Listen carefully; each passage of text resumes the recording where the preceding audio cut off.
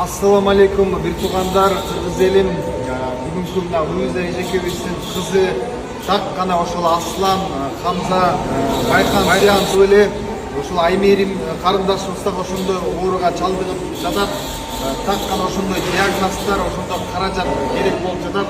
Мына орозо дагы мына аз күндөр калды. Ушул орозо айында да жакшылыктарды жасап кетүүгө аракеттешти. Жумшайлы жалпы коллегаларга, актерлорго, жалпы ырчыларга сиздерге дагы кайрылабыз. Сиздер канчалык пост кылып соц тармактарда жайытсаңыздар, кыргыз элибиз сөзсүз түрдө колдоп буюрса, карындашыбыз сакайып кеткенине дагы чоң бир мүмкүнчүлүктөр бар. Аллах таалам шыпасын берсин. Эжекебиз дагы азыр күйөөсү жок экен. 3 баланын апасы абдан жардамга муктаж. Ушул Али жана ошондой албайда ошол жакта волонтерлордун баардыгы болушунча иш аракеттерин жасап жатат. Мен дагы өзүмдүн колуман келишинче жардамыбызды беребиз. Келиңиздер, кыргыз эли ушул муктаж болгон ушундай карындаштарыбызга жардамыбызды колдон келсе өз убактысында жардам берип калалы. Аллах ыраазы болсун, баарыңыздар орозоңуздар кабыл болсун. Эжеке сакайып кетсин. Ассаламу алейкум, бир туугандар. Акыркы бир айда мына кыргыз элим эң чоң берешендикти, жомарттыкты көрсөттү.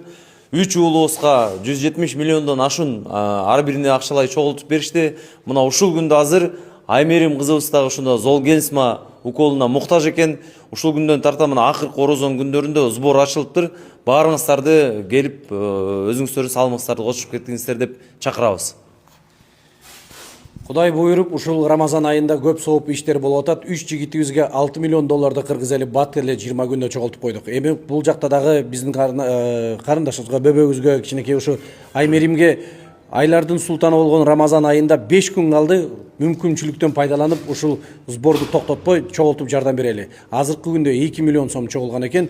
Бардыгыбыз дагы бир кичине кыйналсак, жардамдашсак болуп кетет. Буга чейинкилер 90-жылдан 2000-жылга чейинкилер поколение болуп сбор кылган. Эми 80ден баштап 90га чейинкилер келгиле ойгонолу. Албетте көптү көрсө көл болот демекчи. Мынакей бир жакадан баш бир жеңден кол чыгарып, ошо Аймеримдин апасы да жалгыз боо эне экен. Бардыгыбыз кол суналы, жардам берели. Андыктан убакыт узатар. Келиңиздер, жалпы кыргыз элим.